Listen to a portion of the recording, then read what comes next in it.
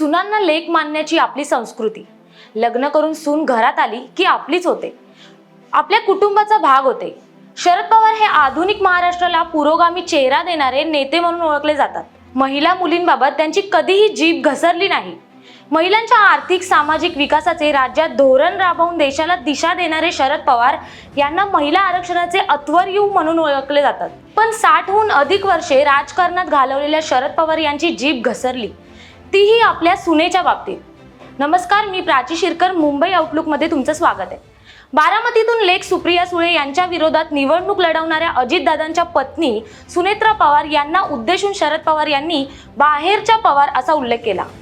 त्यामुळे नवा वाद तर निर्माण झाला आहेच, पण शरद पवार यांच्या विषयीच्या आदराला नख लागले आहे. खरं तर शरद पवार यांनी सुनेला उल्लेखून केलेले हे वक्तव्य नवे नाही. मुळात राष्ट्रवादी काँग्रेसची स्थापनाच एका सुनेला विरोध करून झाली.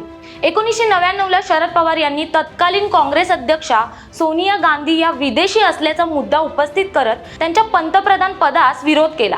हा विरोध टोकाला गेल्याने शरद पवार यांनी काँग्रेस सोडून स्वतः पक्ष स्थापन केला. कालांतराने शरद पवार यांचा विरोध मावळला, पण पुरोगामित्वाचे ढोल बडावणारे शरद पवार हे सुनेला आपलं मानायला का तयार नाहीत, हा प्रश्न पडतो. लेकीच्या प्रेमापोटी सुनेला परक म्हणायची वेळ पवारांवर आली. पवारांसारख्या भीष्माचार्याकडून ही अपेक्षा नव्हती. आता पवारांनी माध्यमांनी माझ्या म्हणण्याचा विपर्यास केला असे स्पष्टीकरण दिले असले तरी बाण सुटलेला आहे. विरोधक त्यांचे भांडवल करणारच.